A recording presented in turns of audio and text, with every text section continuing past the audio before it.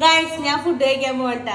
അപ്പൊ ഇന്ന് പെരുന്നാളാണ്. എല്ലാവർക്കും പെരുന്നാളിന്റെ ആശംസകൾ. എല്ലാവരും പെരുന്നാൾ അടിച്ചു പൊളിക്കാട്ടാ. നല്ല ഫുഡൊക്കെ ഉണ്ടാക്കി കഴിക്കുക. കുളിയൊക്കെ കഴിഞ്ഞു. അപ്പൊ അടുത്ത പരിപാടി എന്ന് പറഞ്ഞാൽ നമ്മുടെ ഫുഡ് അടിയാണ്. ഫസ്റ്റ് തന്നെ കുറച്ച് ചോറ് ഇങ്ങോട്ട് എടുക്കുക. ഇത്തിരിയും കൂടി ആവാം അല്ലേ? വൈകുന്നേരം പോയി ഇന്നാലോ. ഇത്തിരി ചോറ്, പിന്നെ എനിക്കിഷ്ടപ്പെട്ട സംഭവങ്ങൾ ഇന്ന് 2-3 കറിയും കിട്ടാ. എന്നിട്ടൊക്കെ എന്തെങ്കിലും കാണിച്ചു തരാട്ടാ. ചിലവർക്ക് ഇഷ്ടം ഉണ്ടാവുള്ളൂ, എനിക്കിഷ്ടമാണ്. ഇതെന്താണെന്നറിയോ?